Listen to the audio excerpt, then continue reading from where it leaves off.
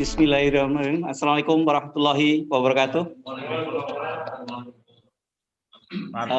Saya hari ini merasa terhormat karena diminta untuk memandu sebuah diskusi yang dilaksanakan oleh Komite Politik dari Koalisi Aksi Menyelamatkan Indonesia kami. Dan temanya saya yakin ini sangat aktual karena berkaitan dengan pertanyaan banyak publik. Apakah memang dalam hari-hari terakhir ini TNI terutama itu kembali ke ranah politik yang pada waktu lalu dikenal sebagai dwi fungsi TNI atau dwi fungsi ABRI.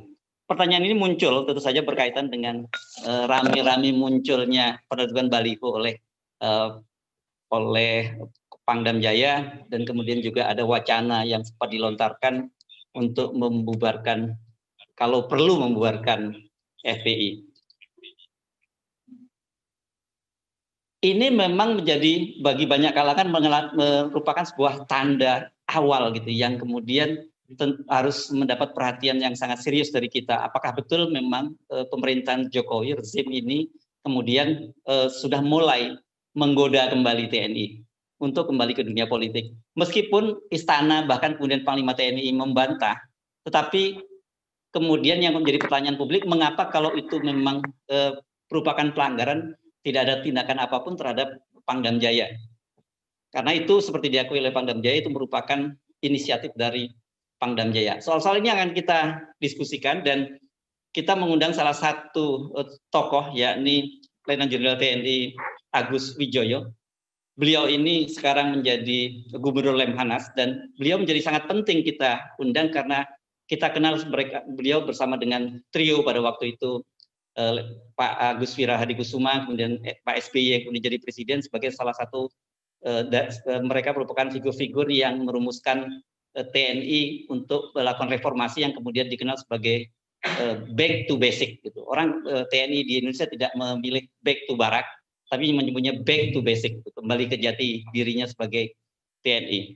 Nah, malam ini ada beberapa narasumber yang kita undang. Jadi selain Pak Agus Wijoyo, ada juga pengamat politik militer, ini Profesor Dr. Salim Haji Syahid. Kemudian juga ada aktivis dan juga kemudian salah satu deklarator dari kami, M. Hatta Taliwang. Dan ada intelektual, kalau dulu kita nyebutnya intelektual muda, tapi sekarang saya kira sudah tidak muda lagi, karena sama dengan saya tidak muda lagi, Dr. M. Alvan Alfian. Dan kita akan mendengar juga dari suara-suara teman-teman di daerah, tapi jangan berpretensi bahwa orang daerah itu cara berpikirnya daerah, karena ada beberapa tokoh seperti Taufik Arahim PhD dari Aceh. Kebetulan hari ini sebagian dari kita pasti sempat menonton tuh, ada video-video viral, karena hari ini adalah milad Gerakan Aceh Merdeka, dan ada katanya di media sosial muncul pengibaran bendera Gerakan Aceh Merdeka di depan Masjid Baitur Rahim. Setelah beberapa hari sebelumnya pada tanggal 1 Desember kemarin ada juga deklarasi Papua Merdeka. Ini menjadi sangat menarik. Dan di Kalimantan Selatan, di Banjarmasin ada Dr. Muhammad Uhaib As'ad. Ini meskipun tinggal di Kalimantan Selatan, tapi beliau ini salah satu editor di jurnal yang sangat prestisius di Amerika. Nanti beliau bisa cerita bagaimana ini termasuk salah satu orang Indonesia yang menempatkan sebagai editor sebuah jurnal yang cukup prestisius di Amerika, Dr. Muhammad Uhaib. Tetapi saya akan mulai, kita minta sebenarnya mungkin lebih disebutnya di sini sebagai keynote speech, tapi saya kira mungkin opening speech gitu ya Pak lebihnya. Sebagai salah satu yang di Presidium Koalisi Aksi Menyelamatkan Indonesia, salah satu anggota Presidium, kita tahu ada 3 orang anggota Presidium kami, itu Jenderal TNI Purnawiran Gatot Nurmantio, Profesor Din Samsudin, dan kemudian Profesor Rahmat Wahab. Jadi seperti kita tahu kalau Profesor Din Samsudin itu adalah mantan ketua Muhammadiyah, sementara Profesor Rahmat Wahab ini sekarang adalah ketua komite Khitoh NU 1926. Jadi ini perpaduan yang menarik di kami ini. Ada militer, kemudian ada Muhammadiyah, dan ada NU. Saya persilahkan Bapak Jenderal TNI Gatot Nurmantio. Saudara sekalian, kita ketahui bersama bahwa Indonesia telah memilih demokrasi sebagai sebuah sistem tata kelola kehidupan negara dan pemerintah. Dan dalam hari ini Indonesia adalah negara demokrasi terbesar nomor 3 setelah Amerika dan India. Dalam sisi lain, Indonesia juga sebagai negara berpenduduk Muslim terbesar di dunia. Jadi sekaligus Indonesia adalah negara demokrasi dan penduduk Muslim yang terbesar. Ini sangat dalam maknanya. Dalam perjalanan kehidupan berbangsa dan bernegara, saya langsung masuk bahwa ABRI telah menempatkan posisinya pada saat itu secara profesional. Perjalanan waktu sama-sama kita mengetahui bahwa ABRI sebagai alat negara yang terdiri dari Angkatan Darat, Angkatan Laut, Angkatan Udara, dan Kepolisian, ini terjadi penyimpangan. Terjadi penyimpangan menjadi alat kekuasaan dan alat pemerintah. Yang saya singkatkan saja, terjadilah gelombang reformasi pada tahun 1998. Dengan demikian, kaum reformasi menyoroti benar apa yang dilakukan oleh ABRI pada saat itu, sehingga menuntut ABRI mereformasi dirinya. Dan reformasi ABRI dilatar belakangi oleh kesadaran. Setelah menjadi TNI, melakukan reformasi dilatar belakangi oleh kesadaran. Kesadaran tentang peran dan fungsi di masa lalu, utamanya pada masa Orde Baru. Ini yang sama-sama kita pahami dulu.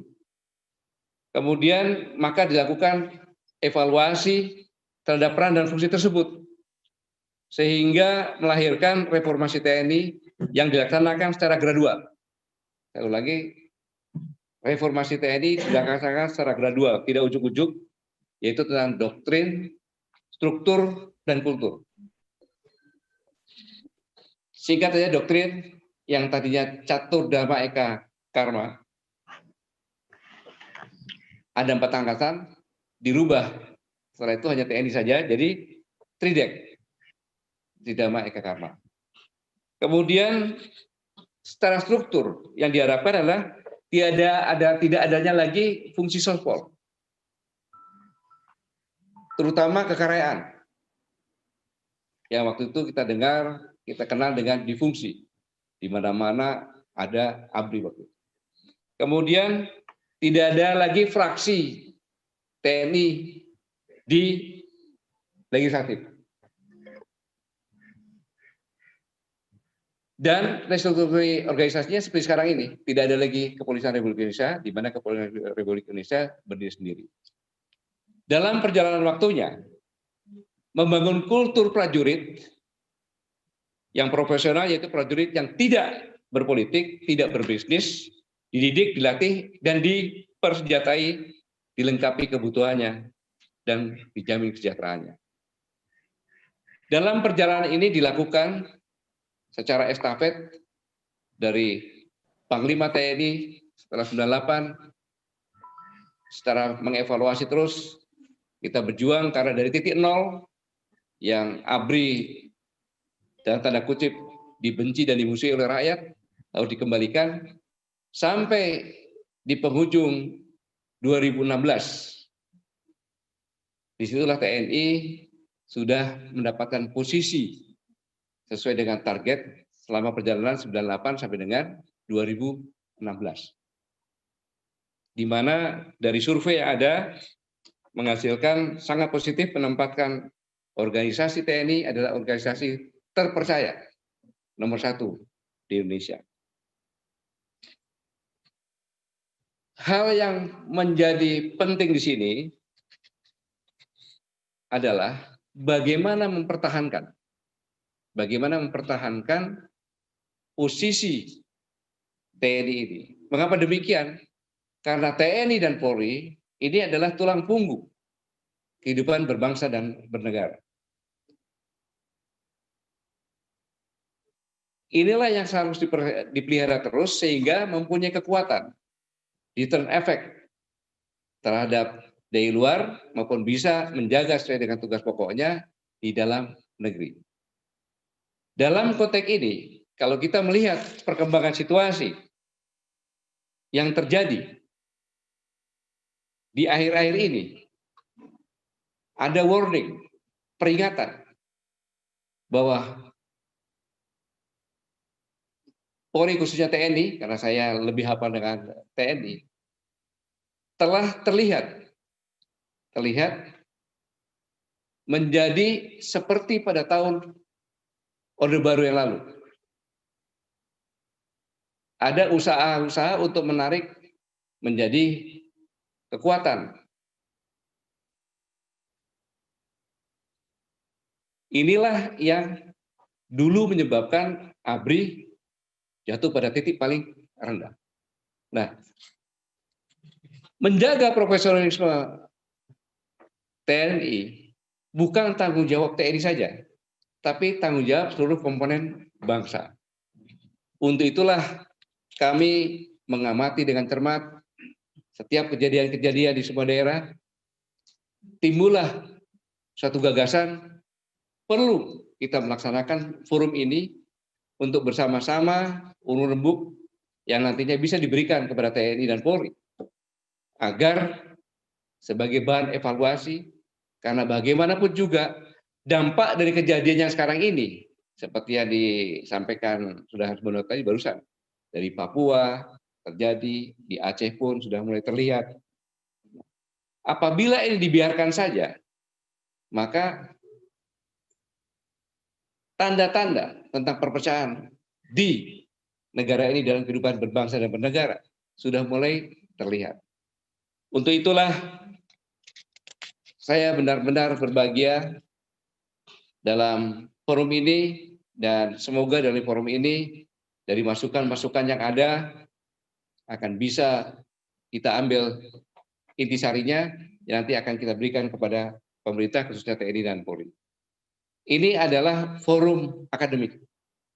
Saya ulangi, ini adalah forum akademik berbicara terus terang tanpa tedeng aling-aling karena niat kita adalah niat baik untuk memberikan masukan kepada pemerintah dalam ini TNI dan Polri agar bisa melaksanakan tugas secara profesional karena TNI dan Polri adalah Tentara Nasional Indonesia, Kepolisian Negara Republik Indonesia. Jadi miliknya negara. Saya ulangi, miliknya negara. Bukan miliknya pemerintah. Rakyat menyampaikan pendapat-pendapat bukan diatasi dengan cara-cara yang kita lihat selama ini. Nah, inilah saya mohon masukan-masukan dan berikanlah semua. Saya yakin apa yang disampaikan adalah kecintaan kepada TNI, kecintaan kepada Polri, dan kecintaan kepada Negara Kesatuan Republik Indonesia. Sekali lagi saya ucapkan selamat untuk melaksanakan diskusi, mencari jalan keluar bersama untuk kehidupan kita berbangsa dan bernegara. Terima kasih. Wassalamualaikum warahmatullahi wabarakatuh. Terima kasih, Jenderal Gatot. Tapi jadi perlu diklarifikasi, beliau ini sohibul bait lah, gitu ya.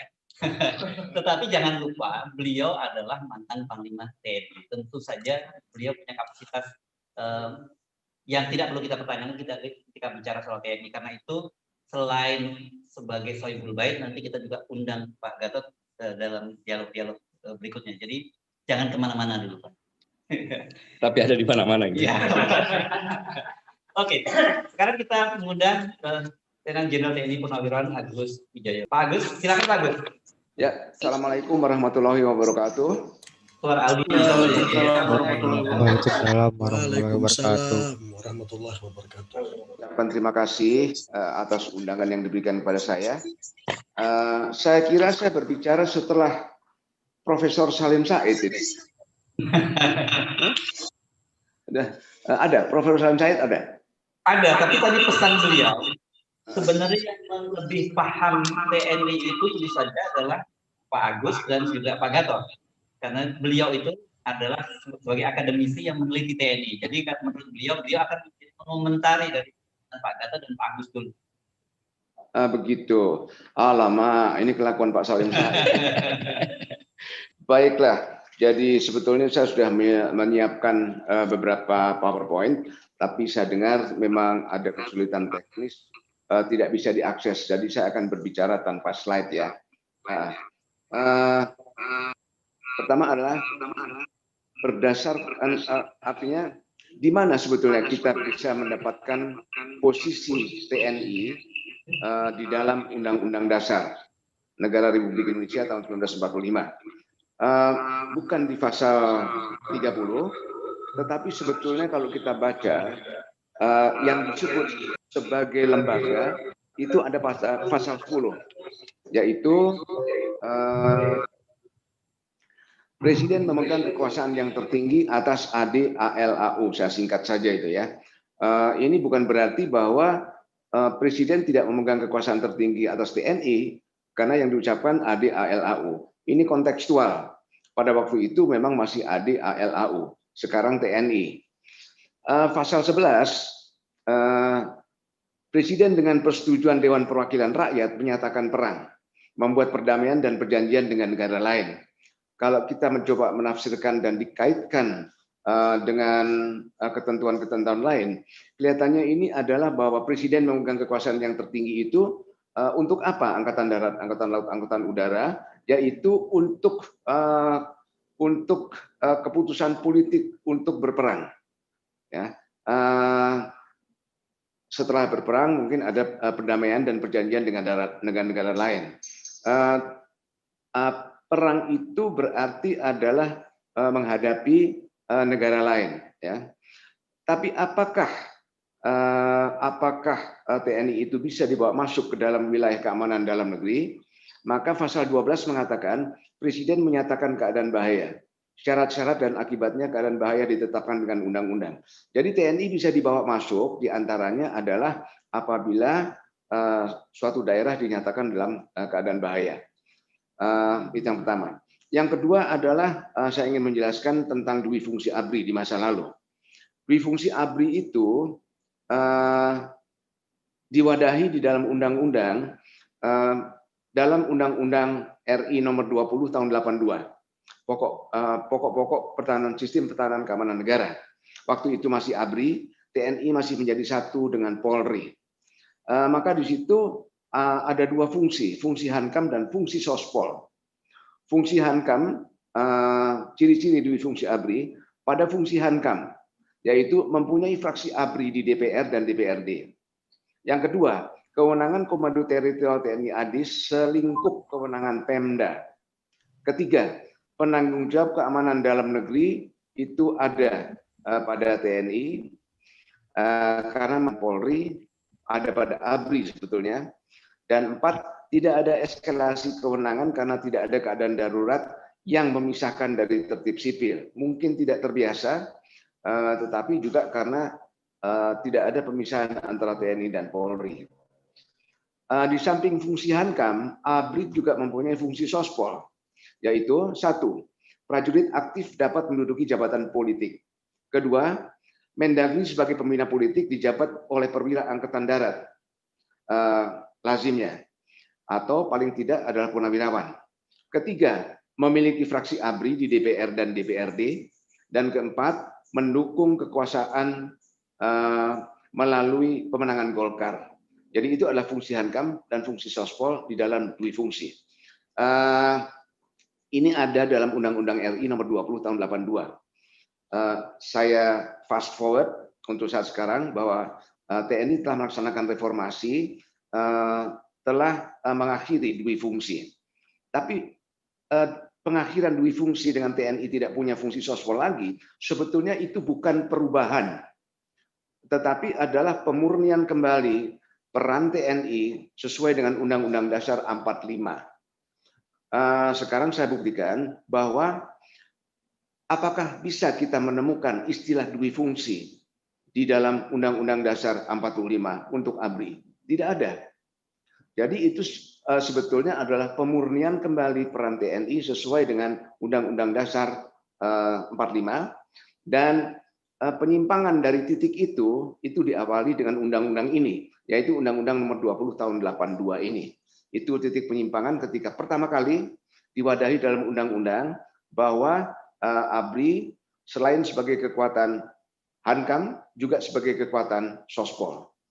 Selanjutnya adalah untuk mudahnya karena tidak ada slide-nya, maka untuk mudahnya saya langsung masuk pada hakikat hubungan sipil militer. Karena di sini nanti kita akan lihat bagaimana hubungan TNI dengan Presiden.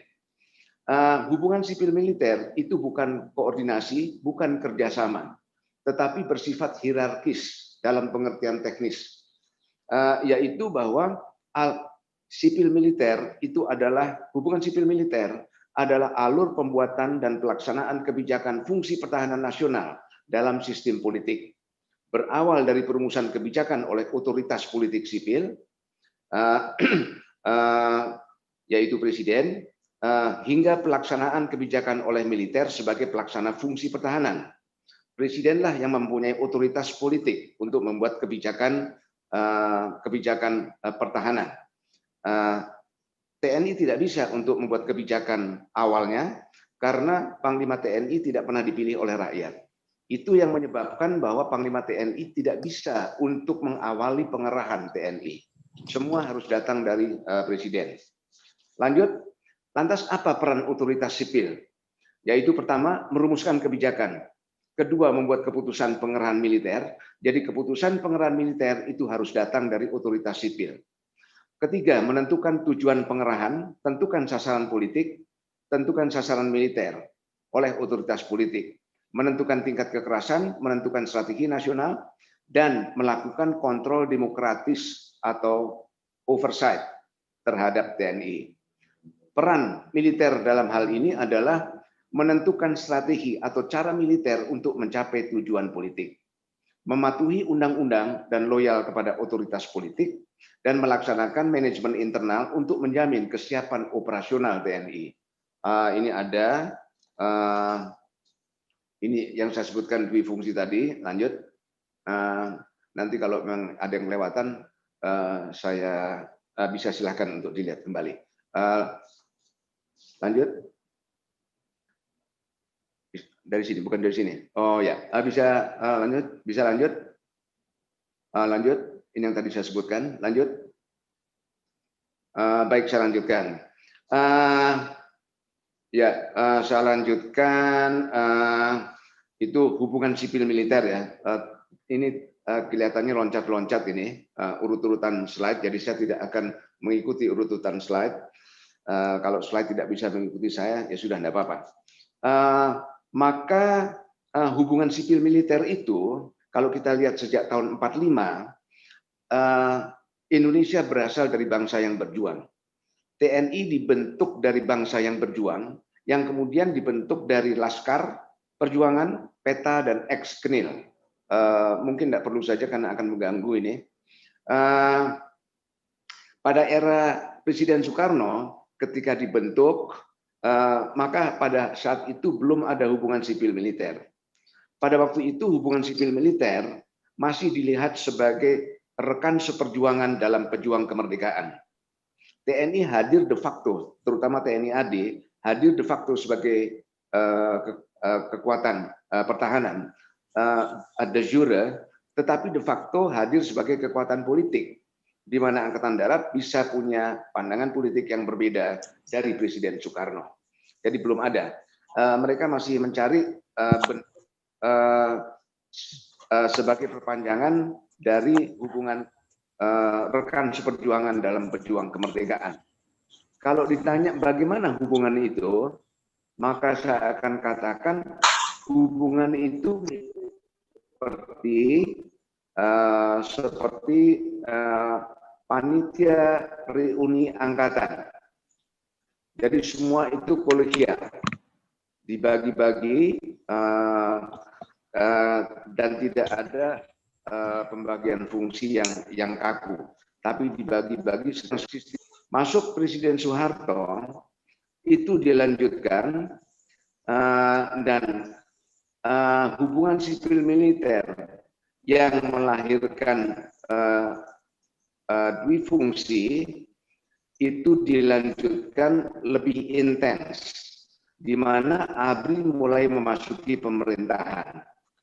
Terjadi peralihan generasi dan bentuk akhir dari peran ataupun fungsi pertahanan, karena Presiden Soeharto adalah sebagai figur terakhir dari Angkatan 45. Dan setelah itu memang tidak bisa kita lanjutkan dengan semangat tidak kenal dengan misalnya Pak Akbar Tanjung yang lulusan UI, misalnya pimpinan-pimpinan nasional yang lulusan ITB. Jadi kita cari bagaimana hubungan itu. Kita sepakat yaitu dengan demokrasi. Nah, di situ berlaku kontrol subjektif. Kontrol subjektif. Maka kontrol subjektif itu adalah politisasi militer. Halo. Kontrol subjektif itu adalah politisasi militer. Nah, era reformasi kita mencoba untuk menertibkan ini semua. Dwi fungsi berakhir, maka diusahakan kontrol objektif politik terhadap militer, di mana sipil itu memberikan kesempatan kepada militer untuk mengadakan manajemen internalnya sendiri. Terjadilah proses implementasi kontrol objektif, terjadi masa transisi demokrasi dan generasi pasca 45. Kontrol demokratis itu apa? Ada dua macam, yaitu kontrol subjektif. Kontrol sipil dengan kepentingan sipil untuk mendapatkan dukungan politik militer. Contohnya, modelnya, klasiknya adalah Orde Baru. Kontrol objektif ini terjadi di sistem politik demokrasi dan yang menjadi norma di dalam sistem politik demokrasi, yaitu kontrol sipil dengan memberi keleluasaan profesional kepada militer untuk melakukan manajemen internal dalam rangka mencapai kesiapan operasional disertai rambu-rambu kontrol demokratis. Baik, kita masuki sekarang Undang-Undang Nomor 34 Tahun 2014 tentang TNI. Pasal 7. Tugas pokok TNI adalah menegakkan kedaulatan negara, mempertahankan keutuhan wilayah negara Kesatuan Republik Indonesia yang berdasarkan Pancasila dan Undang-Undang Dasar Negara Republik Indonesia tahun 1945, serta melindungi segenap bangsa dan seluruh tumpah darah Indonesia dari ancaman dan gangguan terhadap keutuhan bangsa dan negara. Kita catat, tugas pokok TNI adalah menegakkan kedaulatan negara. Yang kedua, mempertahankan keutuhan wilayah negara. Kedua hal itu, ancaman terhadap kedaulatan dan keutuhan wilayah itu datang dari luar. Melalui kekerasan pemaksaan dengan menggunakan kekuatan militer. Artinya keamanan dalam negeri melalui keputusan politik presiden. Nah, kemudian tugas pokok sebagaimana dimaksud tadi itu dilakukan melalui operasi militer untuk perang dan operasi militer selain perang.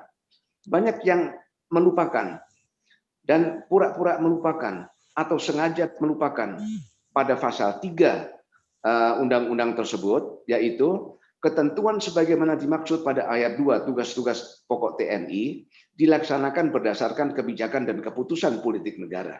Artinya TNI tidak bisa melakukan tugas-tugas apapun secara otomatis, harus didasarkan kepada keputusan presiden.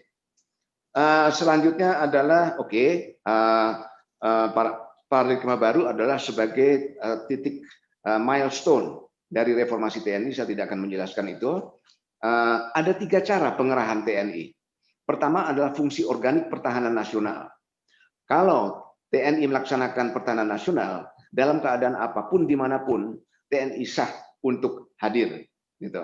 Tapi kita harus sepakat definisi pertahanan nasional itu adalah untuk menghadapi ancaman militer dari luar negeri, bukan untuk dikerahkan memasuki wilayah keamanan dalam negeri. 2, tugas perbantuan TNI kepada otoritas sipil di masa damai bisa dibawa masuk apabila ada permintaan dari otoritas sipil di daerah kepada Presiden untuk memperbantukan TNI, membantu di dalam wilayahnya. Gitu. Mengapa antara daerah dan Presiden? Karena tugas pertahanan itu selalu bersifat nasional. Artinya, kalau ada musuh menduduki Kalimantan Barat, yang kalah itu bukan Provinsi Kalimantan Barat, yang kalah itu adalah seluruh Indonesia. Tetapi kalau keamanan dalam negeri dan penegakan hukum, setiap daerah itu mempunyai karakteristik keamanan dalam negeri dan penegakan hukum yang berbeda, sehingga fungsi penegakan hukum dan keamanan dalam negeri atau Kamtibmas itu menjadi tanggung jawab daerah. Alatnya aparat penegak hukum, termasuk diantaranya adalah polisi. Sehingga untuk TNI, fungsi pertahanan itu selalu menjadi tanggung jawab pemerintah pusat. Dan dimanapun satuan-satuan TNI berada, dia selalu berada di bawah kewenangan pemerintah pusat. Tidak bisa dijangkau oleh pemerintah daerah. Sedangkan polisi, dia digerakkan berdasarkan kewenangan pemerintah daerah. Oke. Eskalasi pengembangan kewenangan sesuai dengan tingkat keadaan bahaya. Berdasarkan Undang-Undang Nomor 23 Tahun 59 PRP tentang keadaan bahaya, pada waktu itu ada 1, 2, 3, 4, 5 tahapan. Pertama, tertib sipil atau keadaan damai. 2, darurat sipil. 3, darurat militer. 4, darurat perang. Dan kalau mau ditambah darurat bencana tidak ada sebetulnya, tapi bisa. Pengertiannya adalah tertib sipil itu adalah pemerintahan dipegang oleh pemerintahan sipil, hasil pemenangan pemilu konstitusional, di mana dijamin full hak asasi manusia. Dan kemenangan pemerintahan sipil itu adalah maksimal. Apabila ada gangguan dan tidak bisa diatasi, bisa dinyatakan darurat sipil. Dan dalam darurat sipil, pemerintahan tetap ada pada otoritas sipil, namun diperkenankan untuk mengeluarkan kebijakan yang membatasi hak-hak dasar dan kebebasan warga negara. Misalnya apa? Jam malam. Misalnya apa? Membatasi berkumpul. Tetapi otoritas masih ada di tangan pemerintahan sipil.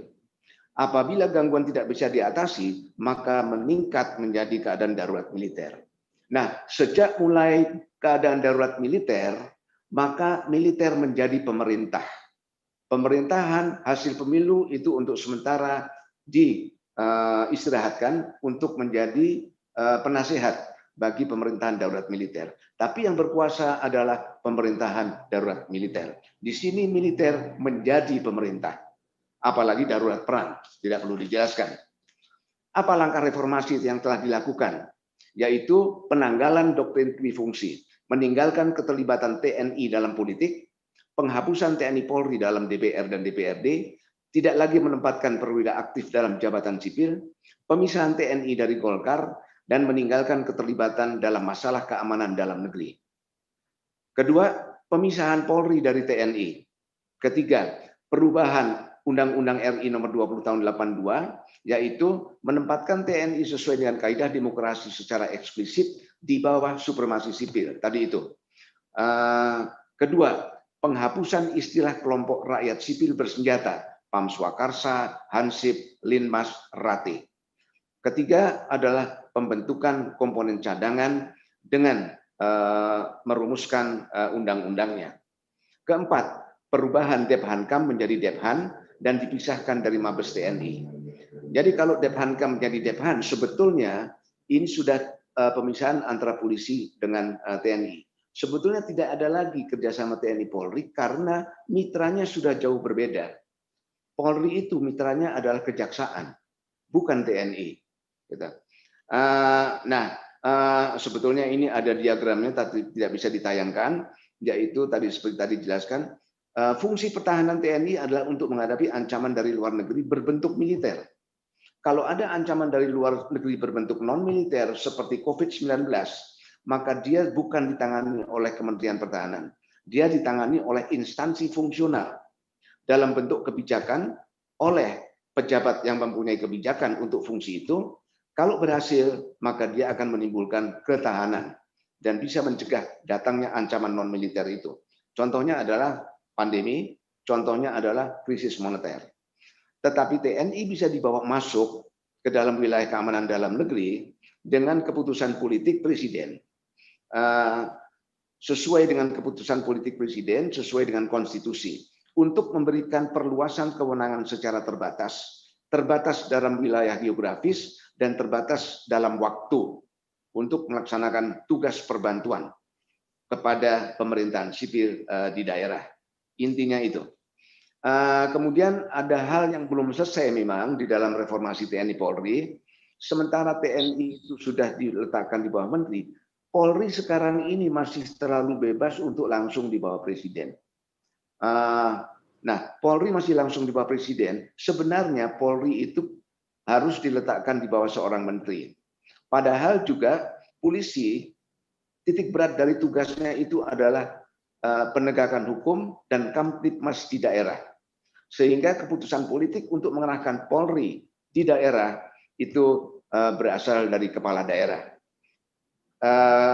Pejabat kepolisian, apakah itu Kapolri, apakah Kapolres, apakah Kapolsek, itu juga tidak bisa membuat keputusan politik.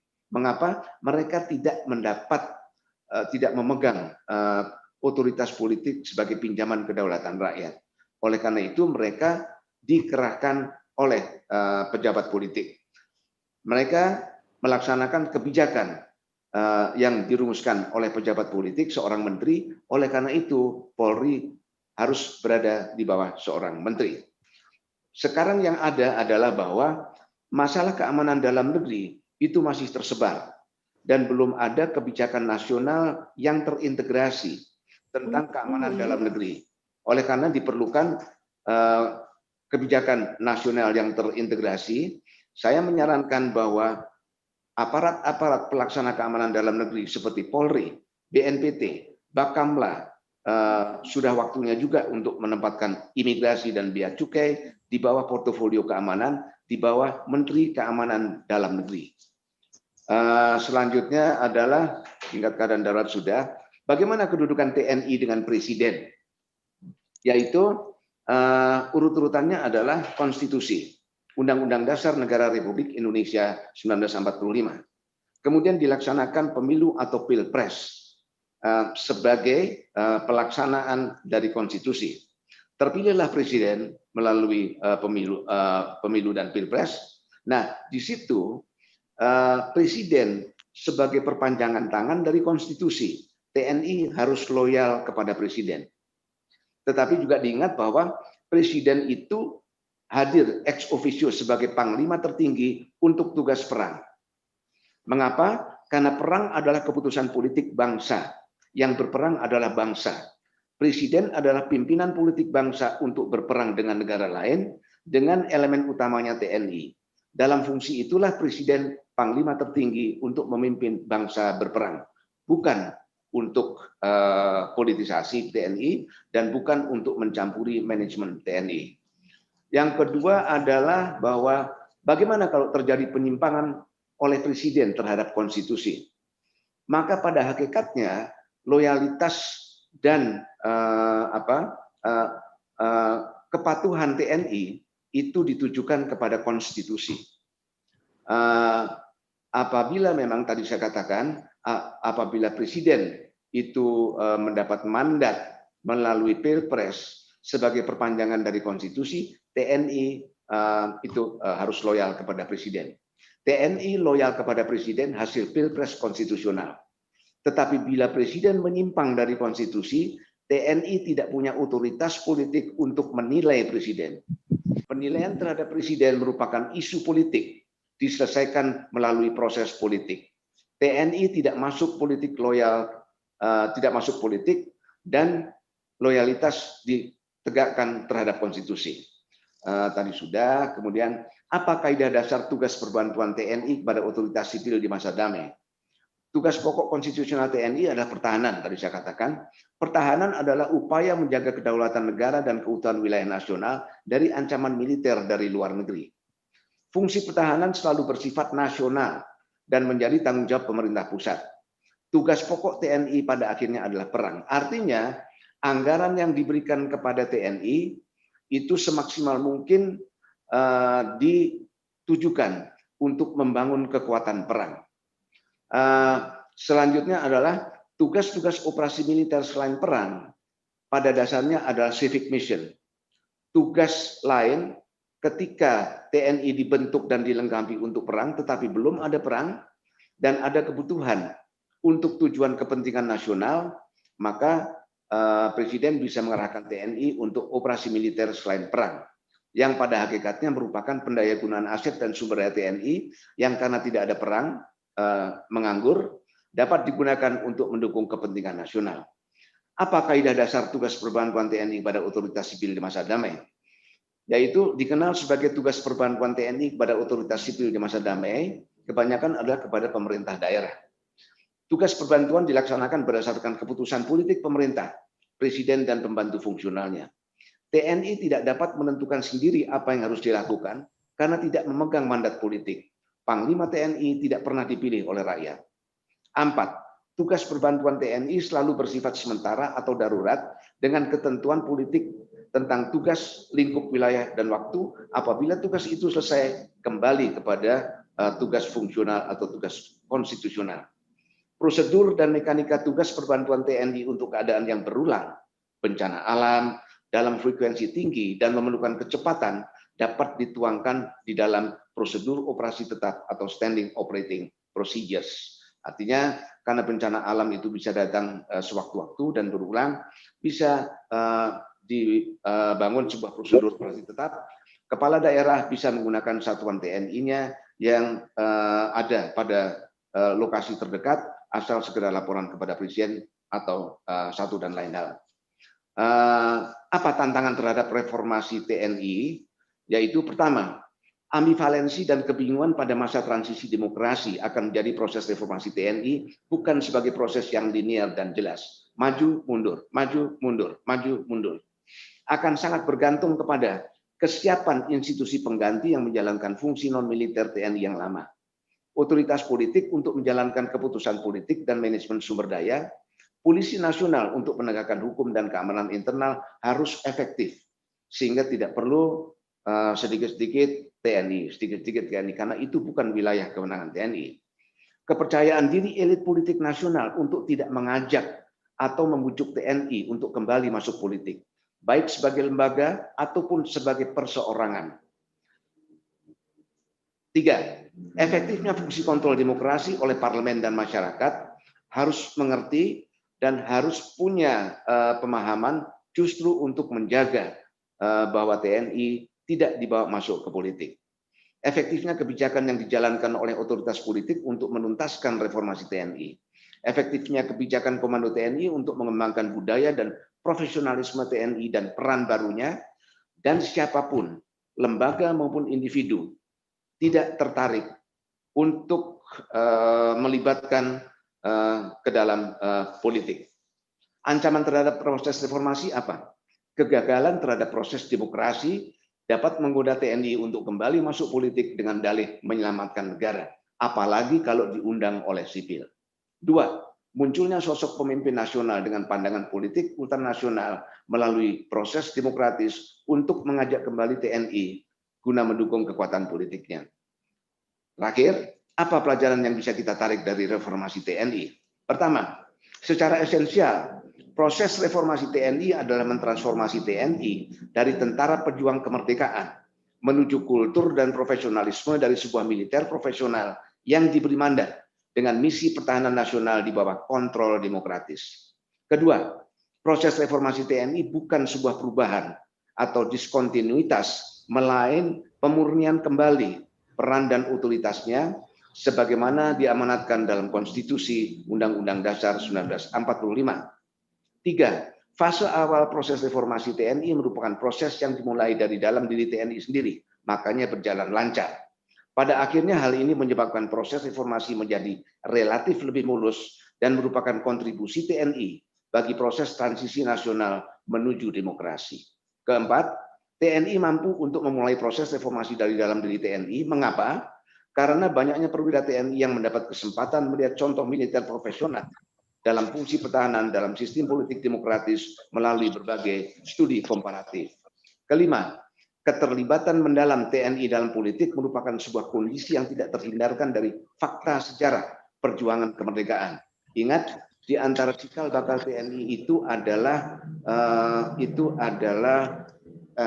satuan-satuan gerilya dalam merebut perjuangan kemerdekaan. Dan perjuangan merebut kemerdekaan itu adalah sebuah upaya politik, sehingga sayap-sayap senjata itu adalah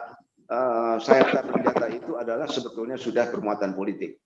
Transisi demokrasi Indonesia sebagai konteks reformasi TNI juga sangat dipengaruhi oleh adanya pergeseran perhatian masyarakat internasional untuk permasalahan HAM, demokrasi, dan demilitarisasi. Fokus TNI pada ancaman eksternal dan beranjak dari fokus pada ancaman internal akan membangun kapasitas yang diperlukan oleh peran baru TNI dalam fungsi pertahanan nasional dan menjauhkan TNI dari keterlibatan dalam politik. Reformasi TNI tidak pernah mencapai titik klimaksnya karena tidak ada perwira advokat reformasi TNI yang pernah mencapai jabatan Panglima TNI. Maka dari itu proses reformasi TNI tidak pernah mengambil bentuk kebijakan komando. Kesembilan, tantangan reformasi TNI. Proses bangun kapasitas bagi institusi yang menggantikan peran lama TNI. Kalau di dalam keamanan dalam negeri digantikan oleh Polri, maka bangunlah Polri itu untuk bisa efektif menggantikan peran-peran TNI tetap terhadap keamanan dalam negeri di masa lalu. B. Tren yang masih berlangsung terkait politisi sipil yang masih mencari dukungan politik dari TNI. C. Kontrol demokratik yang lemah dari parlemen dan masyarakat terhadap peran TNI karena masih rindu terhadap peran TNI seperti di masa lalu. D. Adanya paradigma lama yang tersisa di antara grup-grup konservatif atau mereka yang masih mengharapkan nostalgia terhadap sistem otoriter lama yang berhasil menghadirkan stabilitas ke dalam masyarakat atau bahkan ke dalam militer itu sendiri. Ancaman terhadap proses reformasi TNI sebenarnya akan muncul kembalinya sistem politik otoritarian yang menyediakan pintu bagi TNI untuk kembali ke dalam politik. Kesimpulan, 1. Reformasi TNI pada hakikatnya merupakan pemurnian kembali peran dan kewenangan TNI sesuai dengan amanat konstitusi UUD 1945. 2. Dilihat dari proses kelahirannya, reformasi TNI merupakan transformasi TNI dari kultur dan mindset tentara pejuang kemerdekaan. Pada waktu itu bercampur dengan politik, bercampur dengan pemerintahan, menuju kepada tentara profesional di bawah kontrol demokratis. Ketiga, reformasi TNI berlangsung bersamaan dengan masa transisi demokrasi bangsa, sekaligus penyesuaian kultur paternalistik ke bentuk kultur perseorangan yang bertanggung jawab. Keempat, oleh karena itu, reformasi TNI tidak bisa berjalan linear, tetapi bertahap sesuai dengan tingkat pemahaman masyarakat yang tidak bisa dihindari harus melalui masa yang ditandai oleh ambivalensi dan kebingungan, seperti juga ditandai dalam inkonsistensi peraturan perundang-undangan. Pendidikan menjadi faktor kunci untuk melewati masa transisi. Terima kasih, demikian apa yang dapat saya sampaikan dengan gangguan PowerPoint dan saya kembalikan kepada moderator. Wassalamualaikum warahmatullahi wabarakatuh. Waalaikumsalam warahmatullahi wabarakatuh. Waalaikumsalam warahmatullahi wabarakatuh. Waalaikumsalam.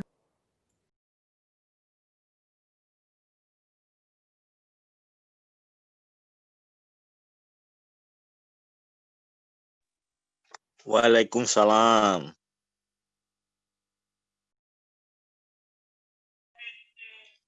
Waalaikumsalam warahmatullahi wabarakatuh. Waalaikumsalam.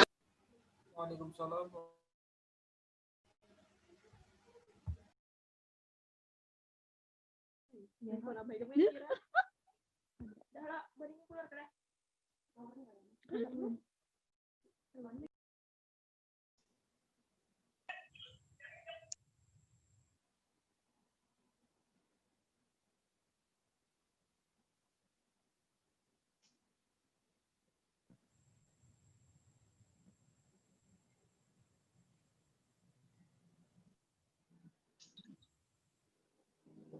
Suara tidak terdengar.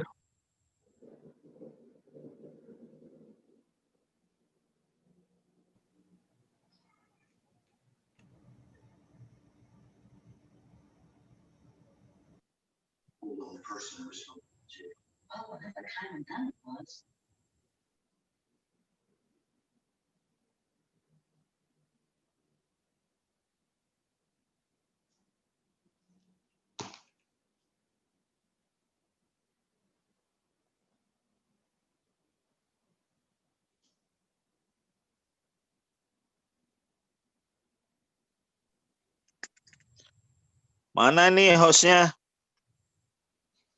Host, mana host?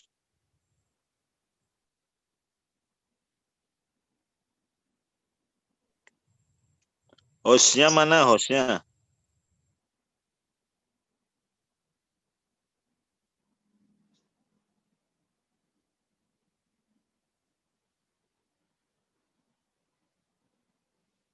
Wah, acara nasional seperti ini ya. Hostnya menghilang. Mungkin Mas Herso itu terpenting. Oke. Iya, sekarang bisa masuk ya. Profesor Salim Haji Said, apakah Anda sudah bergabung bersama kami?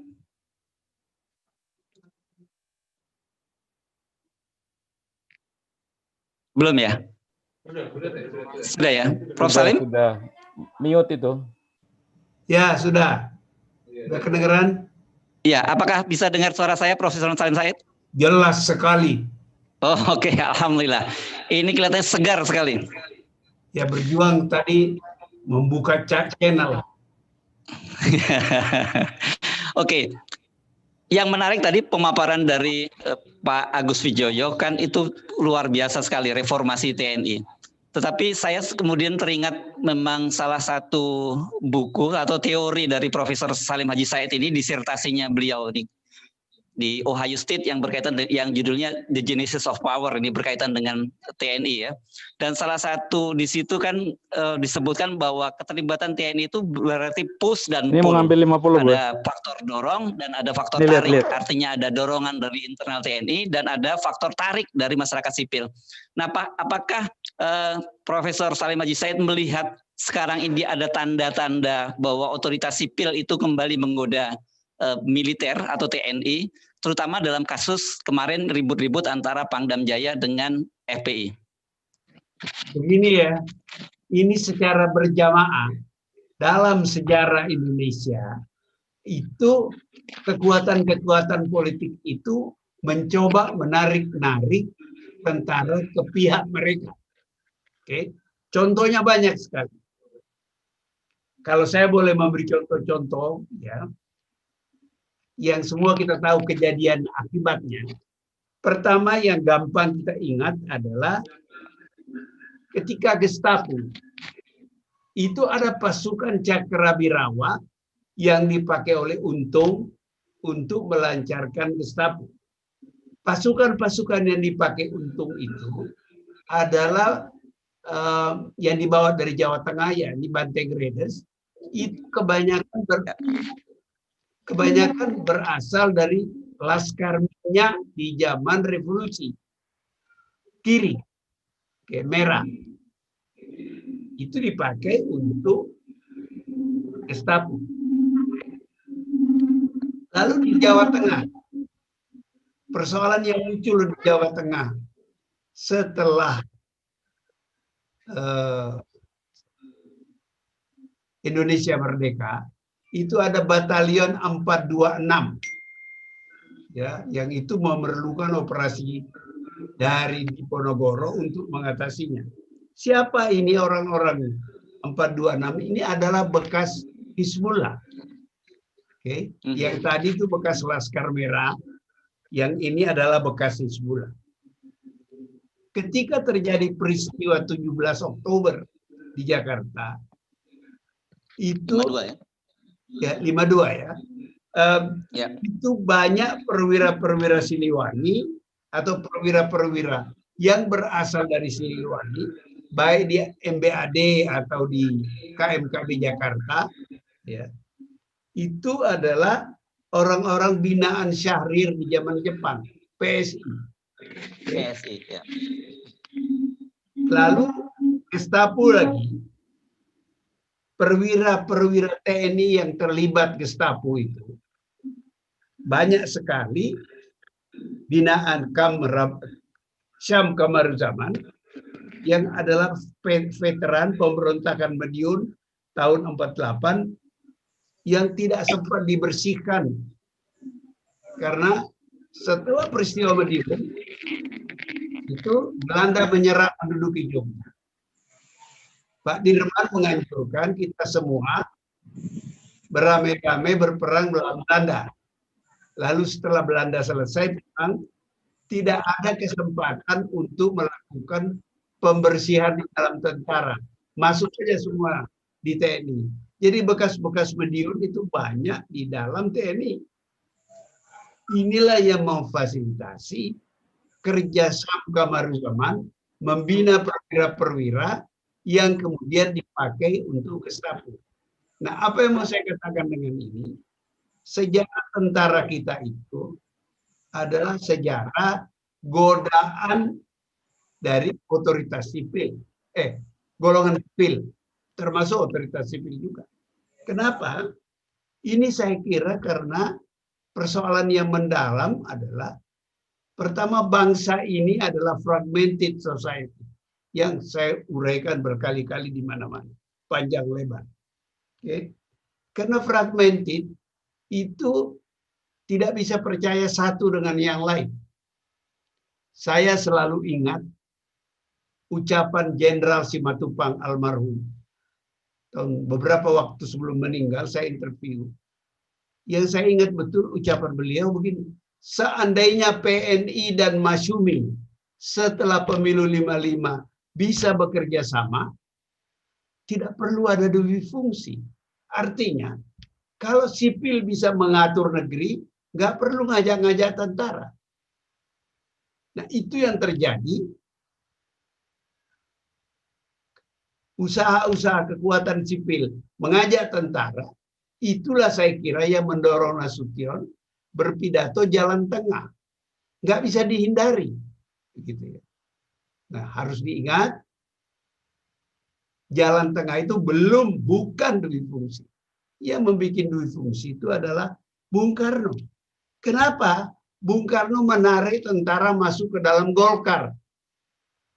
Bung Karno melihat potensi tentara sebagai kekuatan politik yang sebenarnya sudah ada sejak Indonesia merdeka. Sekalian saja dicarikan bentuk oleh Pak Nas, namanya jalan tengah. Mengapa jalan tengah? Mengapa tidak kudeta? Ya karena orang-orang ini adalah orang-orang terdidik yang pada dasarnya berpikir civilian supremacy. Tapi ada satu keadaan yang tidak memungkinkan civilian supremacy. Cari jalan tengah. Tidak seperti Latin Amerika, juga tidak seperti tentara di Barat. Ada peranan politik tentara. Yang melegalkan peranan politik tentara itu adalah Bung Karno lewat doktrin kekaryaan. Karena tentara menjadi salah satu angkatan karya dalam golongan karya yang diciptakan Bung Karno. Ya. Pak Harto maksudnya ya, bukan Bung Karno ya, tadi yang doktrin kekaryaan tadi. Bung Karno. Bung Karno. Oh, okay. Bung Karno. Bung Karno bukan Pak Harto. Pak Harto itu overhaul sekber menjadi golongan karya itu ketika penyederhanaan partai-partai, dua partai, satu golongan karya. Itu adalah alatnya pemerintah Orde Baru. Ya, silakan. Jadi tentara di dalam Golkar doktrinnya adalah dui fungsi, itu dipakai oleh pemerintahan otoriter Orde Baru, to be precise, Pak Harto, tugas Golkar itu menduduki kursi-kursi DPR dan MPR untuk menciptakan kesan bahwa Orde Baru itu demokratis. Tapi sebenarnya, ya, Pak Harto itu juga menggunakan tentara. Jadi ada kesinambungan dari zaman revolusi, usaha rebutan tentara. Itu Pak Harto juga terlibat. Karena pada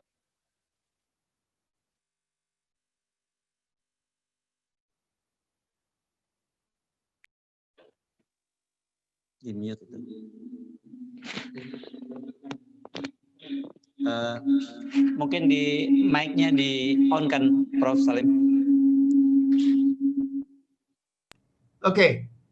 Jadi saya suka jadi hilang ingatan saya kalau terganggu begitu. Jadi artinya, jadi begini, orang suka mengatakan partainya Pak Harto itu adalah Golkar. Salah. Partainya Pak Harto itu partai terkuat di Indonesia, mungkin partai terkuat.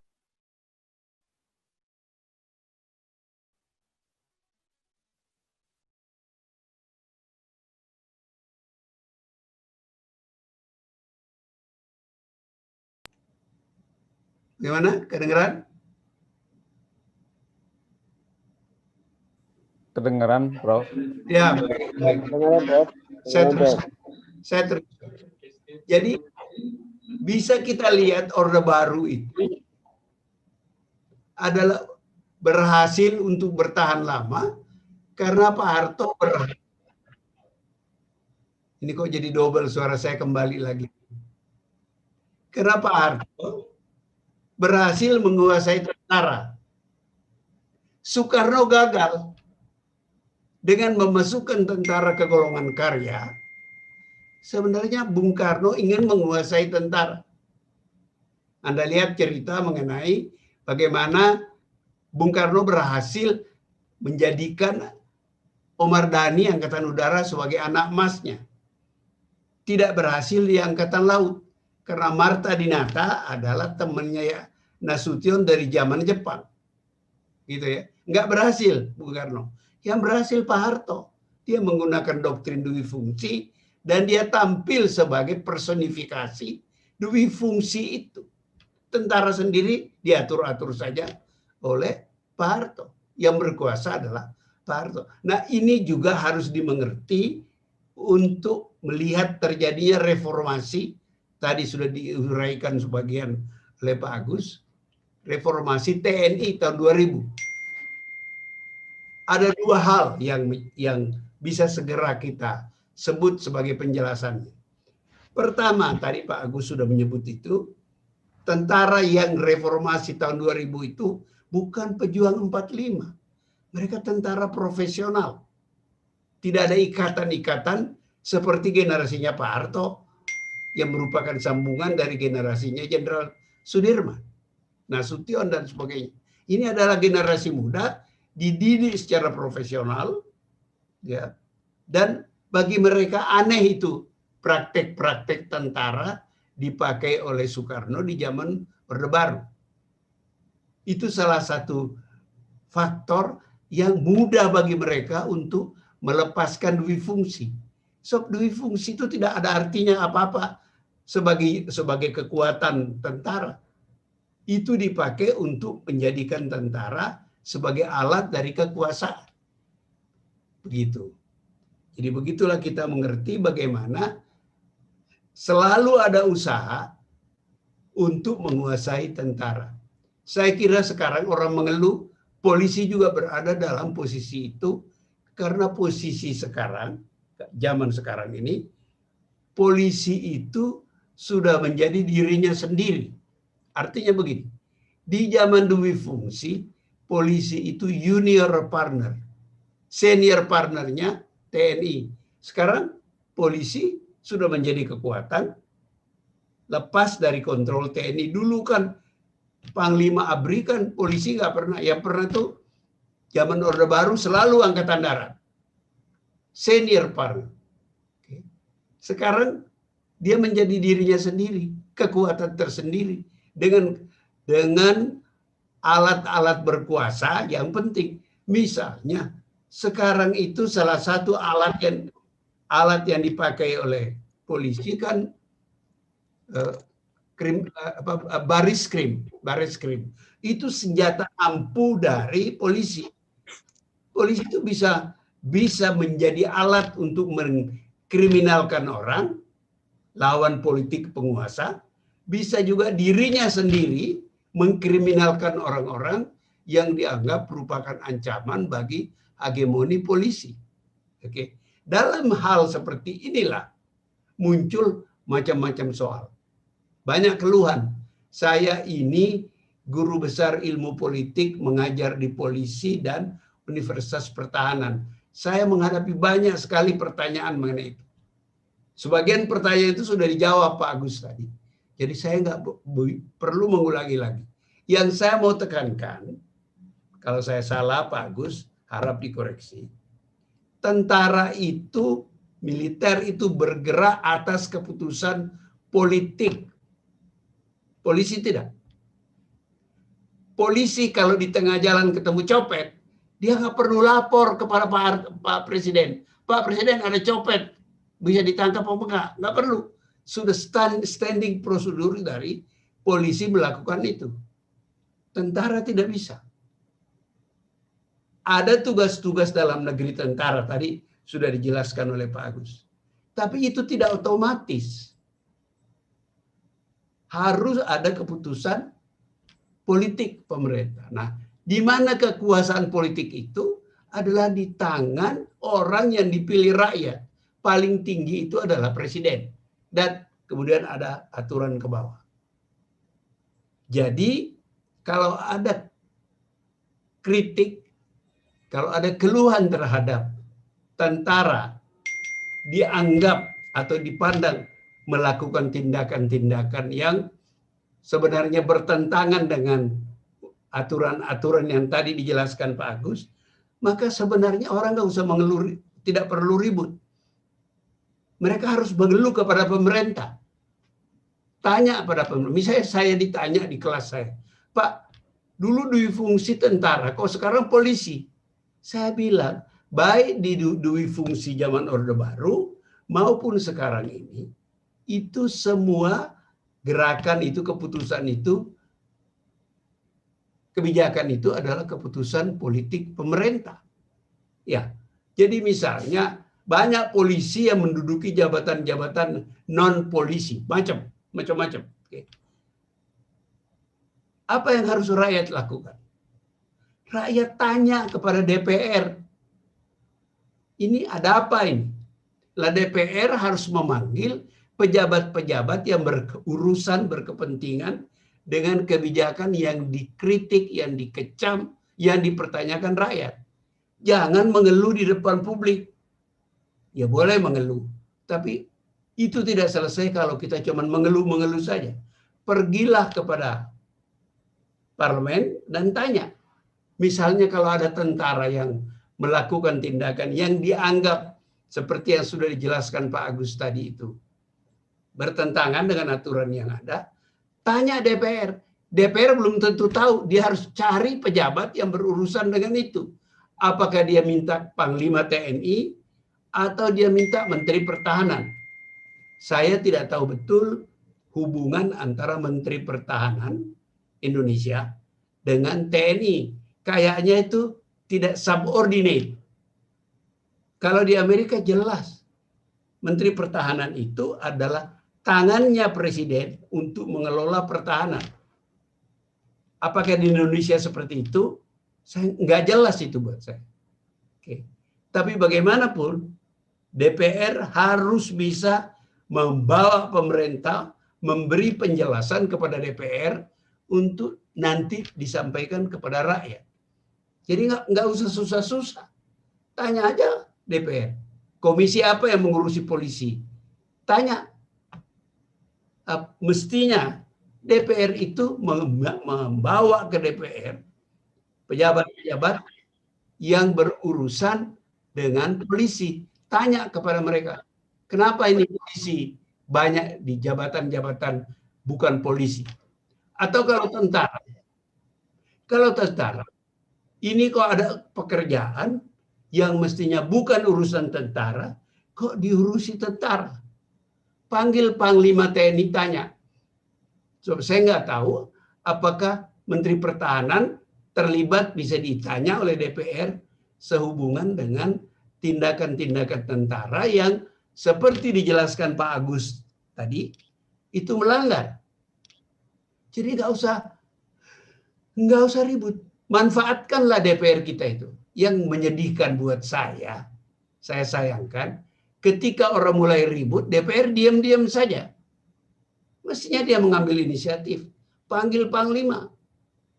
Pak, Bapak Panglima ini ada begini, masyarakat mengeluh. Coba Bapak jelaskan. Penjelasan itu akan sampai masyarakat, melalui media pers. Jadi jelas.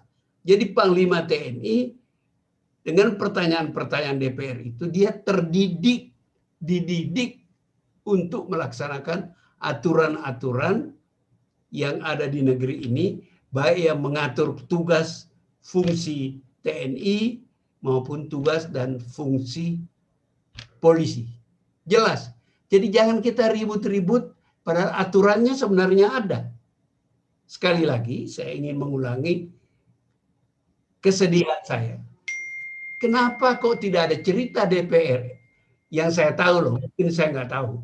Ada yang saya nggak tahu, tapi yang saya tahu karena saya baca koran tiap hari, nonton TV tiap hari, saya belum lihat DPR memanggil Panglima TNI atau memanggil Menteri. Ini juga menyatakan dukungan.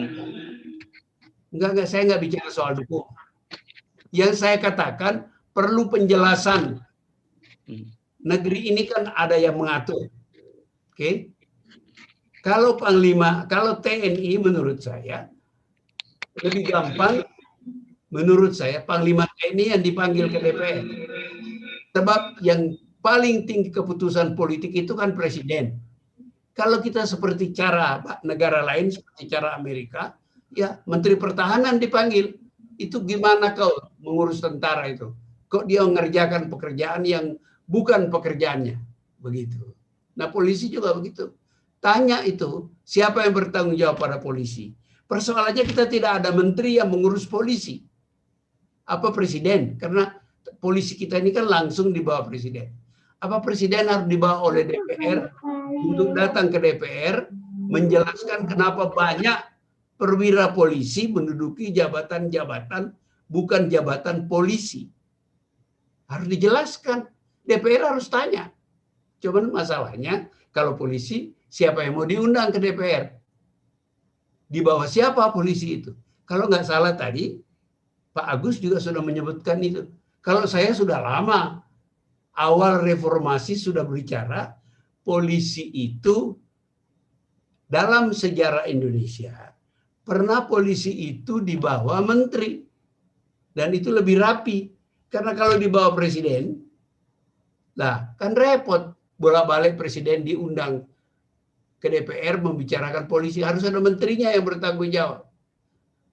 Saya nggak ngerti kenapa dalam susunan ketatanegaraan kita sekarang itu polisi langsung di bawah presiden. Kenapa tidak ada menteri? Dulu pernah di awal tahun 60-an Jenderal Nasution itu jabatannya adalah Kasat MKN. Kasat ya, Kasat Kepala Staf Angkatan Darat. MKN itu Menteri Keamanan Nasional. Di bawah beliau itu polisi masuk. Kalau nggak salah imigrasi, kejaksaan masuk. Itu dulu di bawah menteri. Dan berubah kemudian terjadi sentralisasi, ya ditempatkan di bawah ABRI. Jadi polisi di bawah ABRI. Tapi andai kata masih seperti itu sekarang, cukup Panglima ABRI dipanggil, ditanya. Karena dia membawahi polisi. Sekarang polisi tidak dibawahi oleh siapa-siapa, langsung kepada presiden. Jadi mengulangi apa yang dikatakan oleh Pak Agus Wijoyo tadi, saya mau mengatakan dari dulu saya sangat mendukung agar polisi itu ditempatkan di bawah menteri. Jangan ikut-ikut itu Amerika apa menteri ada kementerian yang dibikin setelah 9/11. Saya bilang tidak.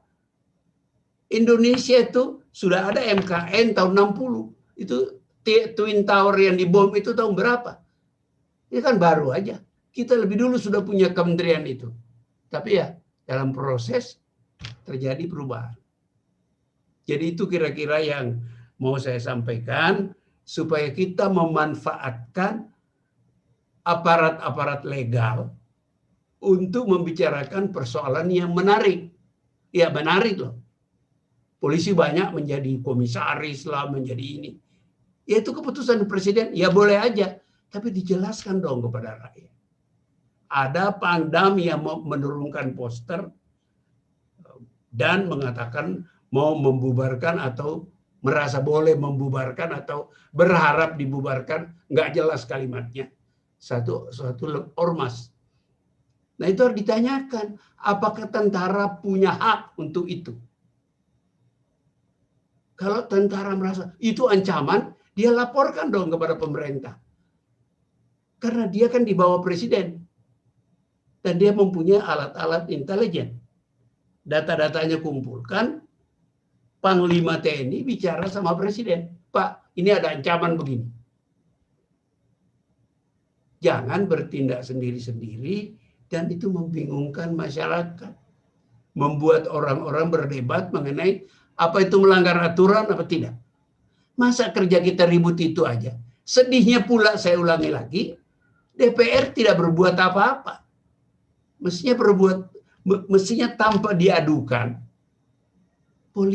DPR itu memanggil pejabat yang berkepentingan karena di kepentingan umum mempersoalkan itu. Jadi Panglima TNI dipanggil, ditanya, ini ada kejadian begini, benar nggak ini? Menurut aturan TNI itu benar apa tidak? Kalau tidak, apa posisi orang itu? Berbuat salah. Kalau dia berbuat salah, ada hukuman apa enggak? Kalau dihukum, apa dasarnya? Dan sebagainya. Dan sebagainya. Jadi menurut saya, di Indonesia ini, banyak soal bisa kita atasi, tidak usah debat panjang, kalau kita mengikuti aturan-aturan yang ada. Gitu. Itu kira-kira yang penting saya kemukakan. Sebagian besar saya sudah tertolong oleh Pak Agus Wijoyo tadi, bagus uraiannya, jelas. Saya cuma memberikan tekanan politik karena saya melihat persoalan ini lebih merupakan persoalan politik daripada soal hukum dan teknis militer. Terima kasih. Assalamualaikum warahmatullahi wabarakatuh. Terima kasih Pak Salim. Nah, itu tadi diacungi jempol oleh Pak Agus Wijoyo. Kita akan sampai pada penghujung kegiatan ini, tapi sebelum saya tidak punya pretensi menyimpulkan, saya ingin nanti mengundang Sohibul Bait, tuan rumah. Tadi kan Pak Gatot Nurmantio sudah menyampaikan 1 menit opening speech. Saya akan nanti minta kembali beliau untuk menyampaikan closing statement. Saya mohon maaf sekali lagi kepada teman-teman, saya 1 menit di ruang ini banyak sekali yang ingin bertanya juga, kemudian di Zoom banyak teman-teman yang ingin menyampaikan pertanyaan, sampai waktunya tidak mencukupi. Saya akan mengundang Jenderal Gatot Nurmantio. Di penjujung ini saya tidak panjang-panjang, tapi saya menyimak semuanya, dapat disimpulkan bahwa dalam reformasi ABRI itu yang terdiri dari Angkatan Darat, Laut, Udara, dan Kepolisian. Ini yang diminta reformasi adalah reformasi ABRI. Setelah struktur direformasi, yaitu Angkatan Darat, Laut, Udara menjadi TNI, dan Kepolisian Republik Indonesia. Jadi yang direformasi adalah dua-duanya. Dalam perjalanan reformasi ini, yang sama-sama kita lihat, bahwa sejarah mengatakan sejak dahulu bahwa otoritas sipil berusaha untuk menarik-narik ABRI atau sekarang TNI dan Polri tentunya kepada otoritas sipil. Inilah yang mengganggu reformasi berjalan. Contohnya,